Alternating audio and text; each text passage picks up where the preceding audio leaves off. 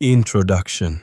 In the golden glow of the Roman Empire, amidst grandeur and glory, there lived a man who turned away from extravagance and embraced inner simplicity. Marcus Aurelius, philosopher, emperor, warrior, and sage, ruled not just with a sword, but with a pen and a disciplined mind. In this story, we dive into one of the lesser-told periods of his life, the years of solitude, silence, and internal battles that transformed him from a ruler to a true Stoic example. This is not just a tale of ruling a vast empire. It's the story of ruling oneself. Chapter 1. The Emperor's Retreat. After years of war on the Danube frontier, Marcus Aurelius returned to Rome not as a triumphant hero, but as a tired philosopher. The empire was stable, but his soul was weathered. People expected lavish festivals, but Marcus did something entirely unexpected. He retreated into silence. Every morning, before dawn, Marcus would rise while the city still slept. Wrapped in a simple woolen cloak, he would walk barefoot through the garden of his villa on the Palatine Hill. He believed in beginning the day with discomfort to train the mind to endure hardship. These walks weren't just physical, they were spiritual pilgrimages. He spoke not a word, but listened to the world.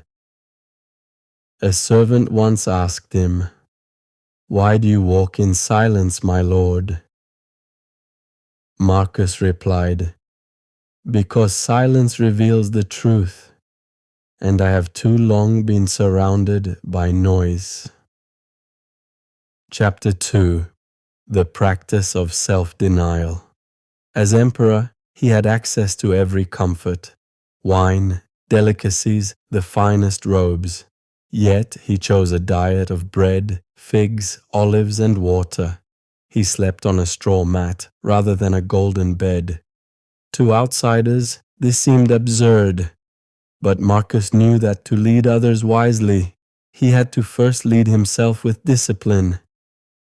In his journal, what we now know as Meditations, he wrote, "Is it not shameful for the soul to surrender to the body? Should the mind not train the flesh like a horse tames a wild beast?"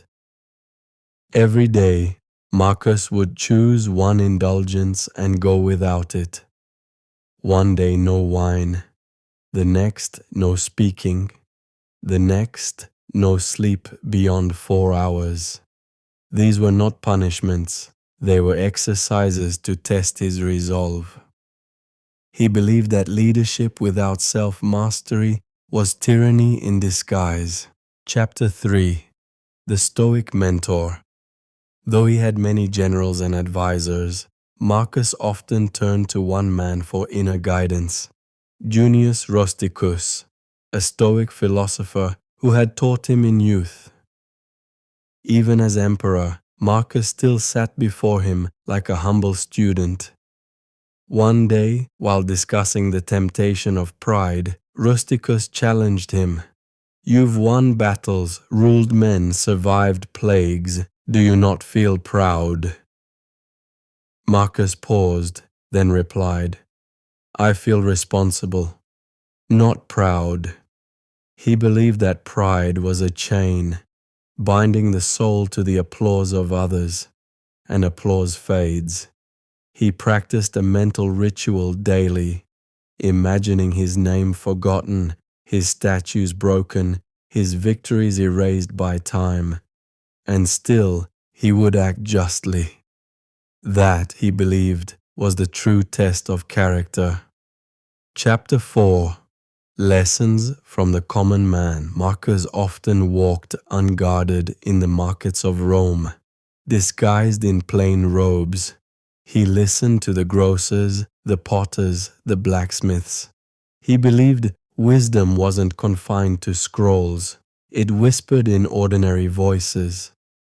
One afternoon, He watched a boy help an elderly woman carry water. The act was unnoticed by others, but not by the emperor. That night, in his journal, he wrote, "The greatness of Rome lies not in its columns or armies, but in its citizens' kindness. To serve others unseen is nobler than to be seen serving."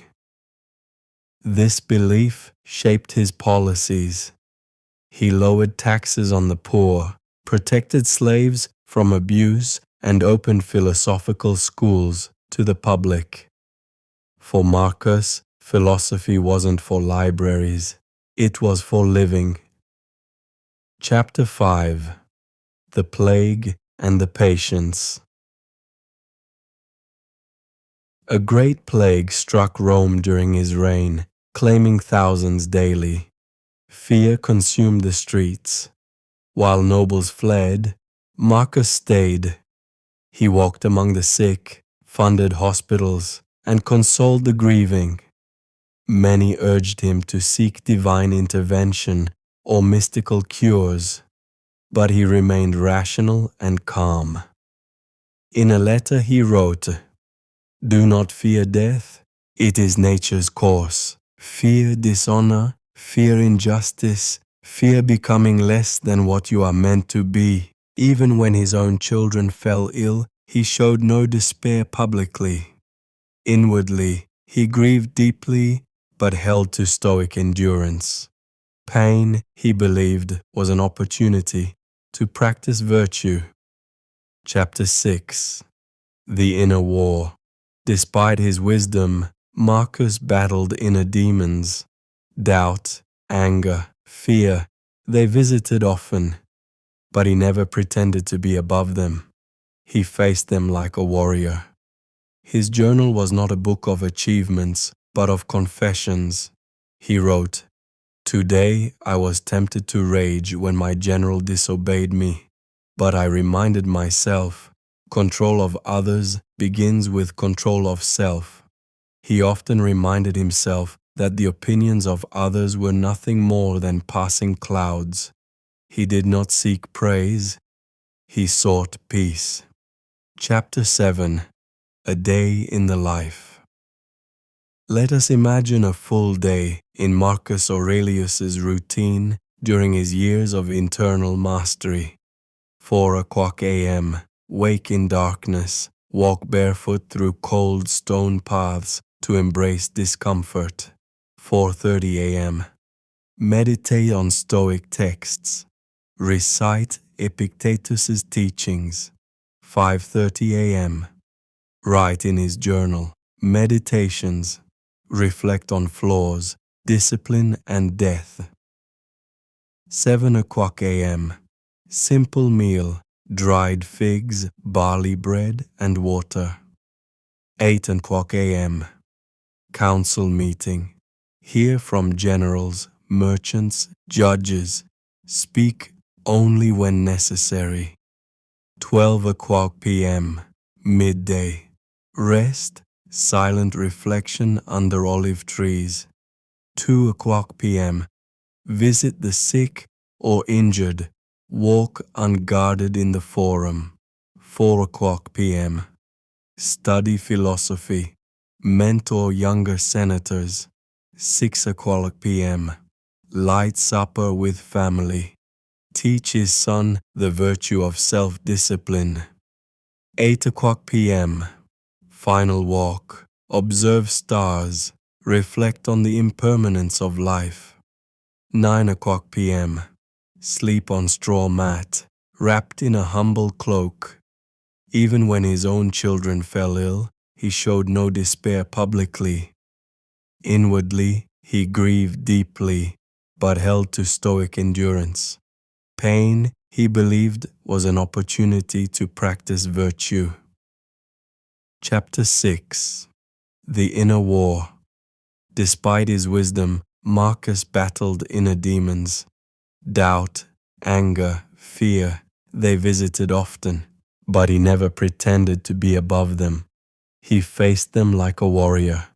His journal was not a book of achievements, but of confessions.